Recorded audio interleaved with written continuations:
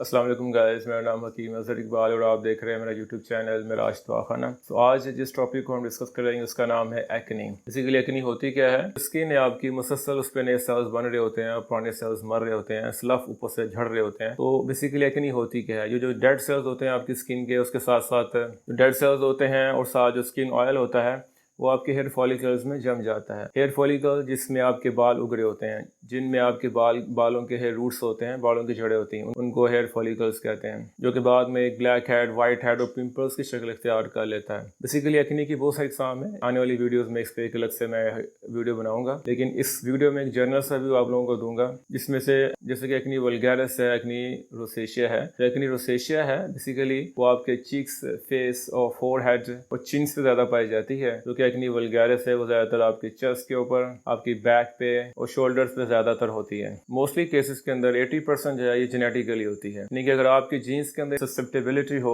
इसको एक्सेप्ट करने की, तो आप ज्यादा एक्ने के शिकार होंगे। और बाकी 20% आपके एपिजेनेटिक होता है, जो आपका एनवायरनमेंट है, आपका लिविंग स्टाइल है, आपका खान पीने का, आपका डाइट कैसी है, आपका आसपास का एनवायरनमेंट कैसा है। बाकी 20% उस पर डिपेंड करता है। वजूहात में इसकी आपकी डाइट है और आपके हार्मोन्स है, आपकी जीन्स शामिल हैं। तो सबसे पहले हम डाइट से शुरू करते हैं। किस्म की डाइट जो है इस एक्ने को बढ़ाने में अहम किरदार अदा करती है। तो सबसे पहली डाइट है वो आपकी हाई ग्लूकोज है, यानी कि हाई ग्लाइसेमिक डाइट है। इसमें ग्लूकोज की मिकदार ज्यादा होगी, इसमें एक्ने के ज्यादा होने की शरह बॉडी में बढ़ जाएगी। दूसरी बड़ी वजह है वो आपके हार्मोन्स हैं, जिसमें एंड्रोजन हार्मोन शामिल है, जिसमें आपका टेस्टोस्टेरोन है, इसमें एस्ट्रोजन शामिल है, जो कि एक्ने को ट्रिगर करते हैं बॉडी के अंदर, यानी कि एक्ने को बढ़ाने में, प्रमोट करने में इनका एक अहम किरदार है। इसके अलावा एक बहुत इंपॉर्टेंट प्रोटीन जो कि आपके लिवर में बनती है, उसका नाम है SHBG। इसको sex hormone binding globulin protein बोलते हैं, जो कि आपके लीवर में बनती है। बेसिकली करती क्या है, जो आपका एस्ट्रोजन है और साथ साथ जो टेस्टोस्टेरोन है, जो कि एंड्रोजन हार्मोन होते हैं, उनका आपस में बाइंड रखती है। इसके अलावा जो ब्लड में फ्री टेस्टोस्टेरोन और एस्ट्रोजन लेवल है उसे कम से कम रखती है, उसे इनएक्टिव फॉर्म में रखती है, क्योंकि बहुत ज़्यादा टेस्टोस्टेरोन और एस्ट्रोजन की जो एक्टिव फॉर्म ब्लड के अंदर आपको नुकसान पहुंचा सकती है। और यही वजह है कि लीवर इसको बॉडी के अंदर फ्री टेस्टोस्टेरोन और फ्री एस्ट्रोजन लेवल को ऑलमोस्ट 99% इनएक्टिव फॉर्म में रखता है और 1% जो है आपको एक्टिव फॉर्म में रखता है। और यही वजह है कि जिन लोगों में SHBG sex hormone binding globulin protein है, इनकी क्वांटिटी जिस समय कम होगी, उन लोगों के अंदर ये फ्री टेस्टोस्टेरोन एस्ट्रोजन लेवल बढ़ जाएगा, जिसकी वजह से बॉडी में एक्ने के बढ़ने के चांसेस ज़्यादा होंगे। क्योंकि एंड्रोजन हार्मोन्स होते हैं, इसके साथ साथ स्किन के अंदर सेबेशियस ग्लैंड्स की क्वांटिटी को बढ़ा देते हैं, साथ स्किन ऑयल बढ़ेगा, साथ इन्फेक्शन के चांसेस बढ़ जाएंगे, बैक्टीरियल इन्फेक्शन के चांसेस बढ़ जाएंगे। इसके अलावा इस प्रोटीन जो SHBG है,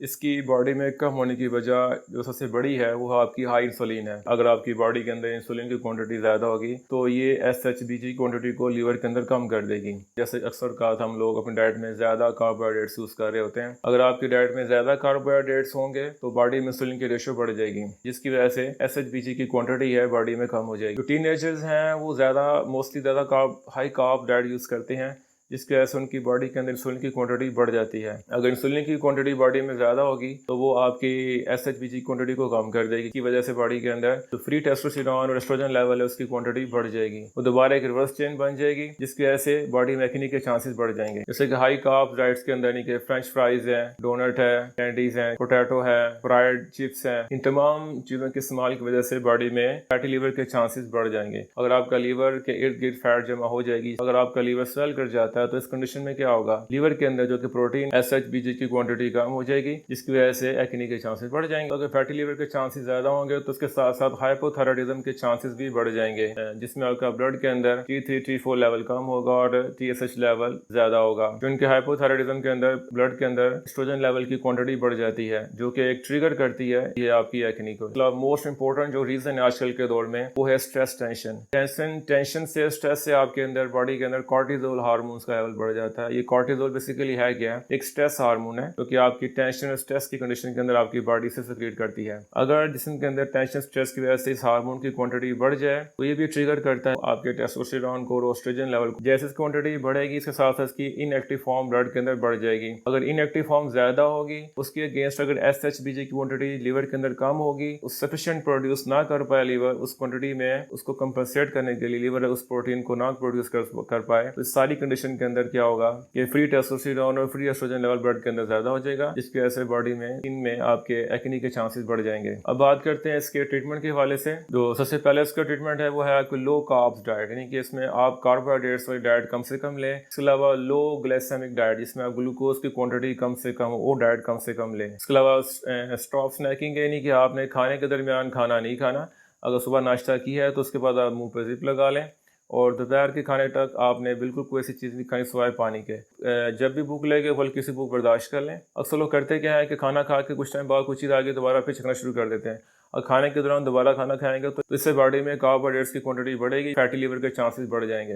इसके अलावा इसके ट्रीटमेंट में फाके हैं, रोज़ा रखें, थोड़ा सा फास्टिंग की तरफ आ जाएं, थोड़ा पेट को खाली रखें, जिसकी वजह से जो बॉडी है आपकी अपनी फैट को बर्न करने के लिए ट्रिगर करेगी, एज ए फ्यूल के तौर पर यूज़ करेगी। जब आप रोज़ा रखते हैं, फाका करते हैं, तो बॉडी जो है आपकी अपने ही जो है जो स्टोर्ड फैट है उसको यूज़ करेगी एज ए फ्यूल। तो जब आप अपने स्टोर्ड फैट को यूज़ करवाते हैं एज ए फ्यूल, तो उसमें आप फैटी लीवर के चांसेस भी रिड्यूस होते हैं। अगर आपकी बॉडी में फैटी लीवर है तो जो एक्स्ट्रा फैट होगी जिसम से कम होगी, तो वो भी आपकी जिस्म के एक्ने के चांसेस को कम से कम कर देगी। इसके अलावा ग्रीन टी पिए, ग्रीन टी के बहुत ज़्यादा फायदे हैं। ये खासा बॉडी से रिड्यूस करती है, फैट को कम करती है। अगर ये फैट कम करेगी तो साथ साथ ये सेबेशियस ग्लैंड की क्वांटिटी को भी कम करेगी, स्किन ऑयल की क्वांटिटी को कम से कम करेगी। इसके अलावा ये प्रमोट करती है, एनहांस करती है आपके लीवर फंक्शंस को, यानी कि लीवर फंक्शन की कारकर्दगी को बेहतर से बेहतर बनाती है, जिसकी वजह से वो जिस्म के अंदर जो है free testosterone, free estrogen level की क्वांटिटी को बैलेंस करता है। इसके अलावा एक बहुत ज़बरदस्त हर्ब है मिल्क थसल, जिसे ऊंट कटारा भी बोलते हैं। लीवर के लिए बहुत फायदेमंद जड़ी बूटी है, लीवर के फंक्शंस को इंप्रूव करती है, इनहेंस करती है,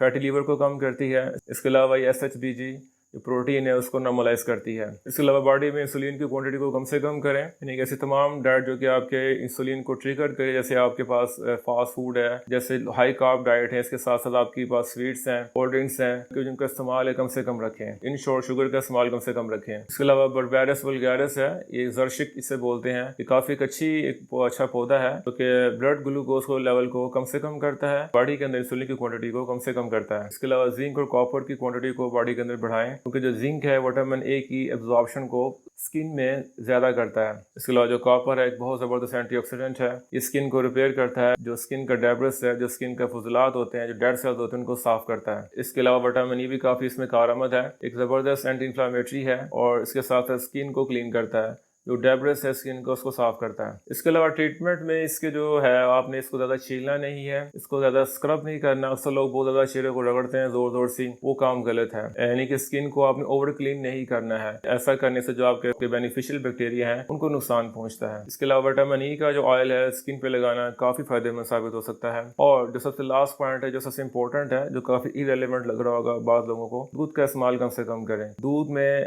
एंड्रोजन हार्मोन्स ज़्यादा होते हैं, ग्रोथ हार्मोन ज्यादा होते हैं। दूध एक एंड्रोजेनिक प्रॉपर्टी रखता है, हमें ग्रोथ हार्मोन्स की तरह काम करता है, तो इसकी क्वांटिटी को कम से कम करें। अगर ये ज्यादा पियेंगे, ज्यादा लेंगे, उससे बनी अशिया प्रोडक्ट्स ज्यादा इस्तेमाल करेंगे, तो बॉडी के अंदर एंड्रोजन की मिकदार, जिसमें आपका टेस्टोस्टेरोन है, आपका एस्ट्रोजन लेवल है, उसकी क्वांटिटी बढ़ जाएगी। ये था इसका शॉर्ट इंट्रोडक्शन, और साथ कुछ ट्रीटमेंट के हवाले से डिस्कस मैंने किया। तो इंशाअल्लाह नेक्स्ट वीडियोस में इसको जरा मजीद मैं एलेबरेट करूंगा। अगर आपको मेरी वीडियो पसंद आए इसको लाइक करें, चैनल को सब्सक्राइब करें, और आगे दोस्तों के साथ शेयर करें। शुक्रिया, अल्लाह हाफिज।